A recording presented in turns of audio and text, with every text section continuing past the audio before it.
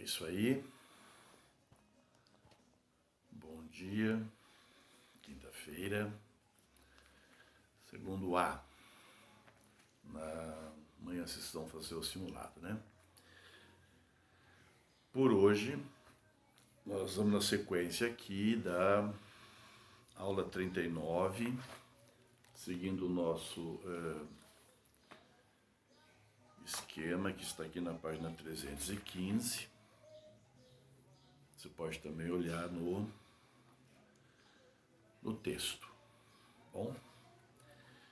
Então, nós tínhamos visto na aula anterior,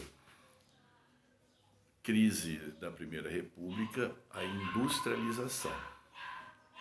Toda aquela questão lá das fábricas. Agora, consequências disso também, tá? Que é o operariado e a classe média. Você vai ver que lá no texto tem de novo uma folha, tá? Então, 2 páginas sobre esse assunto. E virou aqui uma aula, então vamos trabalhar esse tema. Bom, lembra que nós falamos que boa parte das mudanças que estavam acontecendo tinham a ver com o café, dinheiro, capital, que o café estava gerando, a vinda de imigrantes que continuavam a chegar ao Brasil, tinha até uma tabela legal lá, portugueses, espanhóis, italianos, né, japoneses e tal. Pois é, durante o século XIX, praticamente esses imigrantes eles vão direto para a fazenda do café. Agora eles continuam indo para a fazenda do café, mas eles têm opções. Então é possível, já que ele tem uma certa especialização, ele tem experiência em outras áreas, dele ficar na cidade. As cidades estão crescendo. Há o predomínio ainda do mundo rural, mas as cidades estão crescendo. Então ali ele pode encontrar alguma função, inclusive essa aqui de operário. Então o nosso subtítulo está lá, o operariado, depois a classe média. Então esse operariado feito, composto na sua maioria por imigrantes. Um grande número de imigrantes vão formar os trabalhadores das fábricas. É o que aparece aí logo no primeiro parágrafo. Esses operários, eles vão se organizar em associações. Primeiro são associações mesmo, né, de tipo de ajuda mútua. Depois em sindicatos. Então, de qualquer forma, eles vão procurar, dentro das associações ou de sindicatos, melhorar as condições de trabalho que eles têm. Normalmente as reivindicações elas são feitas a partir de movimentos de protesto, reivindicação, abaixo-assinado, mas a arma principal e tal, sabemos que era a greve. O que eles queriam? Então, um aumento salarial, até hoje as greves acontecem por conta disso, diminuição da jornada de trabalho, extenuante, as próprias leis trabalhistas, não temos leis trabalhistas aqui, e melhores condições mesmo das próprias fábricas, né? As fábricas satânicas, como falavam alguns anarquistas.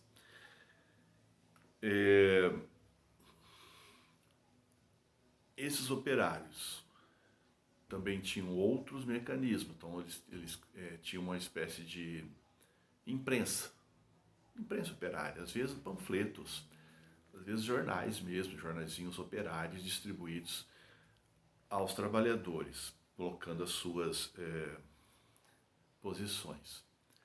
Chegaram a participar de partidos e fundar partidos políticos também. Portanto, temos um grupo de operários que surgem com as fábricas e que, portanto, poderão ser um problema, tá? Para o sistema aqui. Quem organizava, ou que ideologia que estava norteando esses trabalhadores sindicalizados? ou esses trabalhadores organizados em associações, ou de uma forma geral os operários. Então, nesse momento aqui, o nosso texto apresenta não só uma, né? A primeira forma que ele coloca aqui é a doutrina social da igreja. Vocês vão lembrar, quando vimos os socialismos, tinha um lá que era a doutrina social da igreja. Lembra aquela do Papa Leão? Se não me engano, Papa Leão XIII. Aí que era uma... O que ela tinha de novo aí? É colocar o trabalhador dentro da questão teológica, dentro da religião, dentro da preocupação da igreja. As reivindicações, entender que os trabalhadores precisavam ser melhor tratados e remunerados e tal. Apagar aqui o som, pronto. Segundo, outro, que a igreja queria se colocar como uma intermediária, vamos dizer assim, entre os trabalhadores e os patrões. Mas, por outro lado, ela negava a luta de classes, não aceitava a greve, essa questão mais violenta, aí nada a ver. Mas já falava em justiça social, vamos dizer assim. Outro grupo que nós tínhamos aqui é o grupo dos anarquistas. Só que os anarquistas, eles têm também várias tendências, né? Ele é uma tendência dentro do socialismo e dentro do anarquismo tem várias posições diferentes, que é inclusive uma característica do próprio anarquismo. E o nosso texto destaca o anarcossindicalismo. Então nós já vimos que o anarquismo ele não aceita esse poder imposto. Ele não aceita nem a hierarquia. Então, se opõe ao poder do Estado, se opõe inclusive à própria propriedade, né? Mas também rejeitam a ação partidária, político-partidária. Então, para eles, tudo isso é uma forma de dominar o outro, portanto, eles não concordam com isso. Porém, nós temos os anarcossindicalistas. Os anarcossindicalistas acreditam no poder do sindicato, tá bom? Mas mesmo acreditando na ação do sindicato, para eles o sindicato tem que ter como dirigente aquele que perdeu o emprego, tá, desempregado, aquele que não vai ficar a vida toda ali. Então a ideia é que o dirigente sindical seja aquele que seja trocado periodicamente.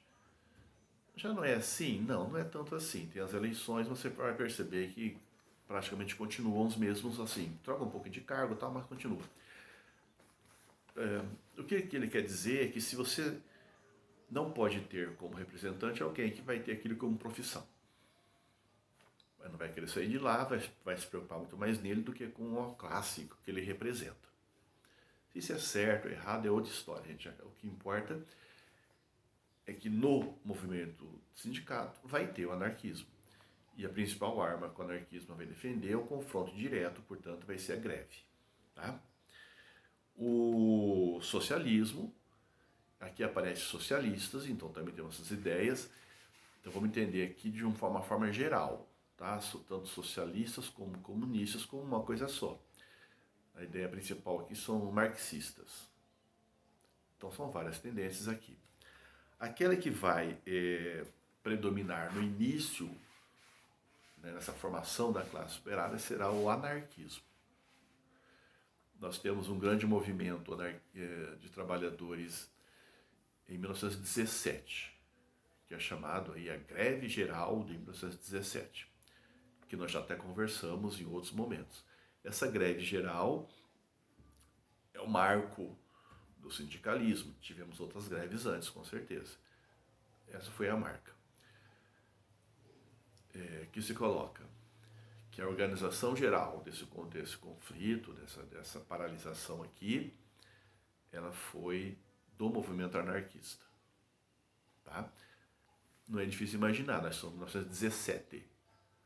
Então, em 17 ainda não está ocorrendo ainda a Revolução Russa.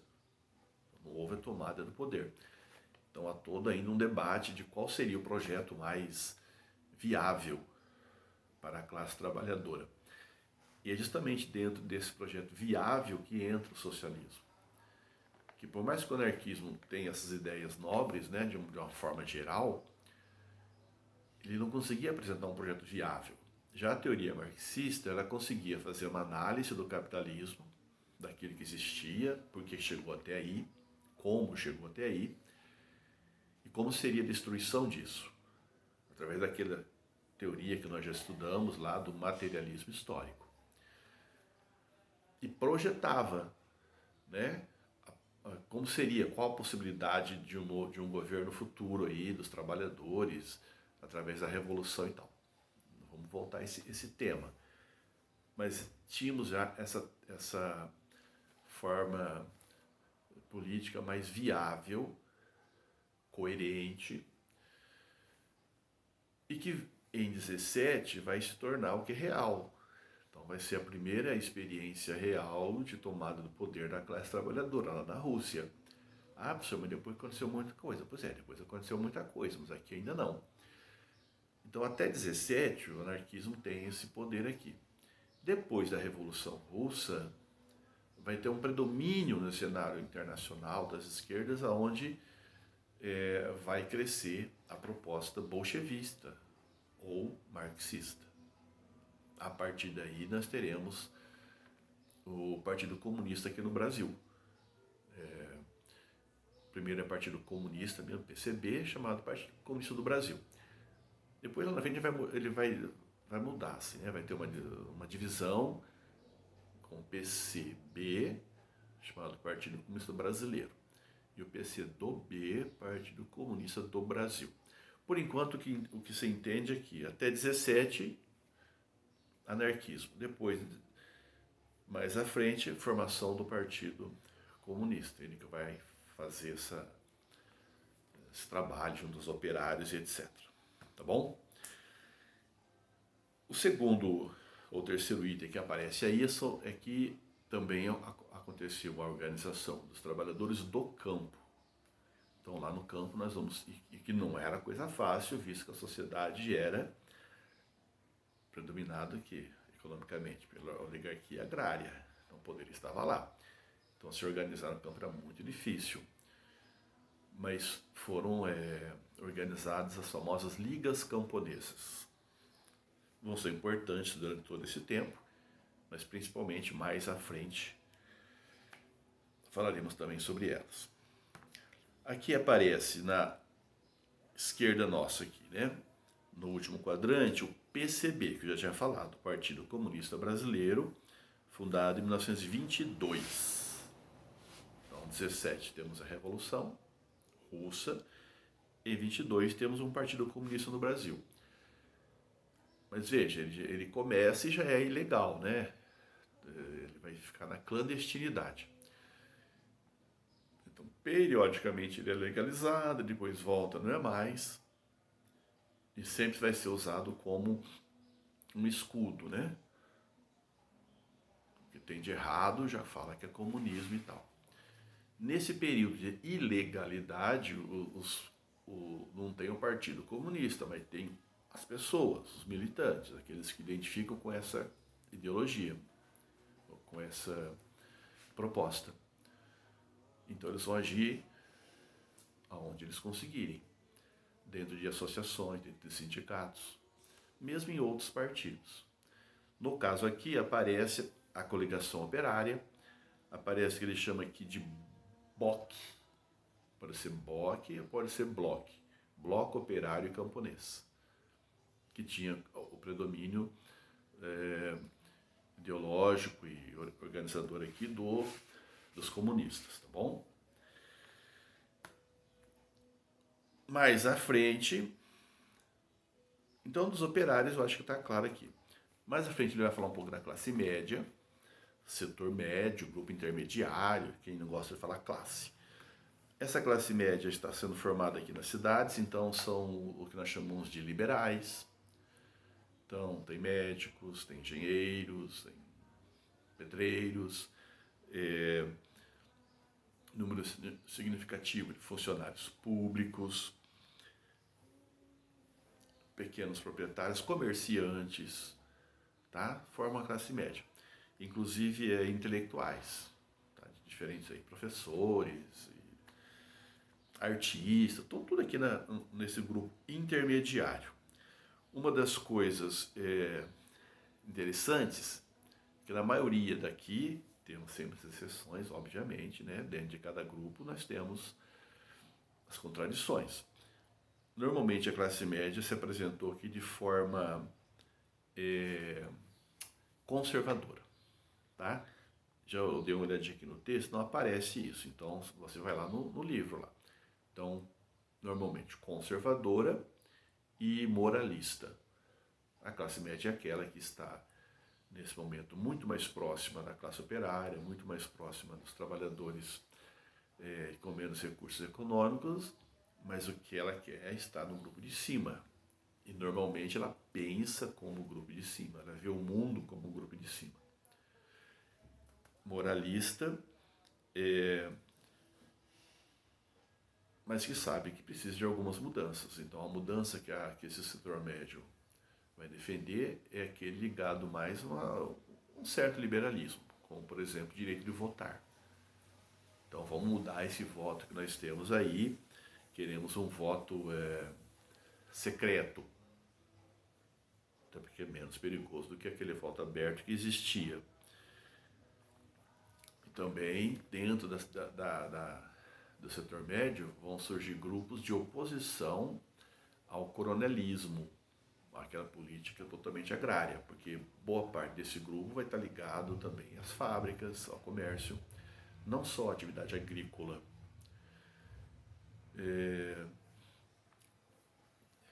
Algumas oposições, lembra que nós falamos que como oposição lá aos coronéis, naquelas dificuldades, nós temos lá as dissidências. Então dentro do próprio grupo dos fazendeiros tem os dissidentes, que não concordam com o que está acontecendo. Na verdade, eles querem estarem lá no poder. Mas também temos setores médios. Tá? Na próxima aula, inclusive, eu vou falar de um deles aí, que é os militares, os tenentes, que se enquadram também dentro desse grupo intermediário. Tá? Penúltimo tema que nós temos aqui dentro do nosso horário é a dissidência, que nós já conversamos. Então, quais seriam essas dissidências? Tem que repetir? Vamos lembrar? Então, quem governava predominantemente? São Paulo e Minas. Então, dissidência aqui é quem está em São Paulo e Minas e que não é produtor de café, porque não está no poder. Então, é uma dissidência. São outros fazendeiros que também têm poder econômico, mas que não têm poder político. Esses grupos as cansam também querem participar. Ponto. Outra dissidência, quem não é de São Paulo e de Minas. Então você pega Paraíba, Bahia, Santa Catarina, os outros estados. Estão produzindo outras coisas. E estão fora das decisões. Também tem dinheiro, também tem poder, mas local. Então eles querem participar. Então são dissidentes desse poder aqui, também estão disputando. Tá? É claro que quando eles se tomassem o poder, eles, não sei se para a maioria mudaria muito. Provavelmente não. Tá? E o último item aqui é que dentro desses setores urbanos vão surgir manifestações, assim, projetos de oposição ao que está acontecendo. O movimento operário vai fazer greve, vai entregar panfleto, vai de alguma forma se rebelar contra isso. Alguns setores médios, lembra que eu falei que dentre eles tinham também setores artísticos, intelectuais, vão da sua forma manter o protesto. Por exemplo, alguns grupos vão apoiar as revoltas tenentistas que vão acontecer. E outros vão usar daquilo que eles fazem para mostrar que o mundo pode ser diferente. é o que ele mostra no último quadrante aí. Ó. Ele fala da Semana de Arte Moderna de 1922. Então, a Semana de Arte Moderna, que você obviamente já estudou, né? Estudou lá em literatura, lá no Fundamental você fez aqueles desenhos, né? Não tem muito disso, de copiar lá ó, aqueles quadros e fazer e tal. É aquilo lá. Os nomes vocês vão lembrar. Anita Malfatti, lembramos nada daquele desenho legal?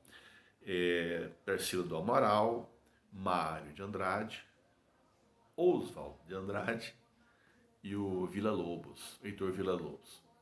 São os que mais lembramos, os que estão em destaque aí. Sobre esses modernistas, como se fala, eu anotei aqui algumas questões que eu acho que vale a pena vocês também anotarem em algum canto aí. Então, o que eles estão querendo? Primeiro, valorização da cultura nacional. Veja que nós até já trabalhamos, que praticamente tentávamos copiar a cultura europeia aqui. O modo de vida, o modo de ver, tá? Europeia, Paris, né, tal. Também norte-americana, mas norte-americana é muito mais para o presente, né? Nesse momento aqui ainda é o mundo europeu. Ampliar a possibilidade estética das artes no Brasil, fazer uma crítica ao conservadorismo da elite brasileira. No caso, em especial, da elite paulista. Teríamos que ver alguma dessas obras para trabalhar isso aqui. Eles estão querendo romper amarras formais, críticas à submissão à cultura europeia. Submissão à cultura europeia, críticas. Então você não está criticando diretamente a cultura europeia. Você pode entendê-la como importante. Você vai criticar quando você quer copiar, fazer tudo igual, achar que é do mesmo jeito. Então a ideia é você até aproveitar dessa cultura, reconhecer a sua importância, mas fazer aqui a nossa. Pode ser até adaptar, transformar. E aí apareceram alguns grupos. Eu tenho que ter dois que eu anotei para vocês. O primeiro, o movimento antropofágico. Olha que legal, movimento antropofágico, que aceitava a cultura europeia, devorada e digerida. Devorada e digerida e aí reelaborada. Então, olha que legal, você entende que é importante, mas você a transforma a partir da sua experiência, da nossa realidade. Aí é legal. Inclusive essa questão da antropofagia vai aparecer de novo lá no final dos anos 60, quando aparece o movimento do tropicalismo. Eles também falam isso, que é pegar todas essas culturas aí, transformar aquilo numa geleia, né? E é interessante que quando eles estão fazendo isso, existe no Brasil um movimento, por exemplo, contra a guitarra. Porque a guitarra era símbolo do imperialismo norte-americano. E a guitarra não poderia estar presente na música popular brasileira. Com passeata e tudo foi feito esse movimento. Aí eles entram, não, calma, não é assim. Que venha a guitarra, que venha o bandolim, que venha o violão, que seja o berimbau. Tudo é importante dentro da questão cultural. Né? Muito legal o tropicalismo. Veja que eles pegam, né, essa questão antropofágica da Semana de Arte Moderna. Portanto, esse diálogo entre o que é nacional e o que é do mundo. Até porque temos uma crítica a essa questão do só nacional. Vamos ver outro grupo primeiro. O movimento verde-amarelismo. Olha, verde-amarelismo.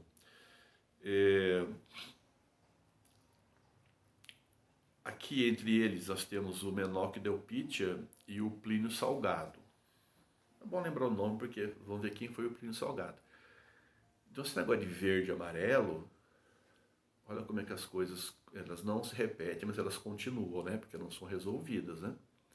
Hoje também, aqueles grupos que saem às ruas de verde e amarelo, mesmo que os que querem protestar, você perceba que eles têm um caráter mais conservador. Eles têm um caráter bem de direita e invocam esse nacionalismo. Mas é estranho, eu já vi alguns deles invocando nacionalismo com verde e amarelo, mas com a bandeira dos norte-americanos no pescoço, bandeira da Ucrânia, de Israel. Então eu não sei se sabem bem o que é isso. É uma coisa meio estranha. Será que são mesmo nacionalistas? E o que é esse nacionalismo? Aqui, esse nacionalismo foi na direção da xenofobia, de novo, essa aversão ao diferente. O senhor está exagerando? Não. O Plínio Salgado aqui, mais à frente, lá no governo Vargas, ele vai ser o líder, o principal nome do integralismo. O integralismo é justamente o fascismo no Brasil. Apareceu esse nome quando vimos o fascismo. Não estudamos ainda porque só vamos vê-lo em Vargas. Era o Plínio Salgado. Então cuidado com essa questão de cores, né? Temos que tomar cuidado com cores, né? Verde, amarelo, se não é tal. Vermelho é aquilo. Negro, branco. Não temos que ter problemas com cores. Azul e rosa. Acho que essas convenções são as dentro da simbologia deviam já ter sido dizimadas. Portanto, temos esses grupos aqui. Romper as amarras. Parabéns para os modernistas. Aqui falamos vários, não falamos de um que é a Patrícia Galvão. Ela vai aparecer aqui no primeiro teste. Bom, ele amarra falando da formação de partidos, mas só fala isso. Então nós tínhamos lá o Partido Republicano Paulista e o Mineiro que dominavam, vão aparecendo outros e a coisa vai ficando mais legal a partir daí. Primeira questão é a seguinte. Depois vocês vão conferir, ler o texto lá, 2 páginas. Tá? Vou ter alguns detalhes a mais lá e tem umas imagens que vale a pena vocês verem. A primeira questão fala assim, ó, o poeta Olavo Bilac, numa carta endereçada a um amigo em 1887, constrói uma imagem negativa da cidade de São Paulo. Então ele fala assim, não vale 2 caracóis, aqui só há frio, garoa, lama. Aí completa, republicanos, separatistas, tupinambás. Então ele está colocando republicanos como lama, separatistas como... Deu para entender. Algum tempo depois, Patrícia Galvão, que apagou dos de cima lá, ela era a mais louca deles, tá? Apresentava uma cidade diferente. São Paulo é o maior centro industrial da América do Sul, tecelagem, não sei o quê, a italianinha matinal, então ela tem um ar positivo. Da data da carta de Bilac ao ano da publicação do livro de Pagu, houve em São Paulo modificações provocadas. Então você vai direto para a alternativa C, pela expansão da mão de obra assalariada e pelo crescimento do mercado consumidor. Então, mão de obra assalariada já falamos, né? Os exemplos, operários estão lá, esse grupo médio urbano, esse mercado interno que vai crescer a partir daqui, tá bom? E pelo crescimento do mercado consumidor por causa desses grupos, parabéns. A primeira fala em República Democrática, nós não tivemos aqui República Democrática nesse período de jeito nenhum. Fala em prejuízo da agroexportação, como se a fábrica levasse ao prejuízo da agricultura de exportação, não é verdade. Vimos até que uma nasce grudada na outra, e a sociedade continuou, economicamente, agrária exportadora. Bom, a segunda questão é também discursiva, eu posso mandar para vocês depois, mas dá para refletir aqui primeiro. é necessário que recusemos trabalhar também de noite, porque isso é vergonhoso e desumano.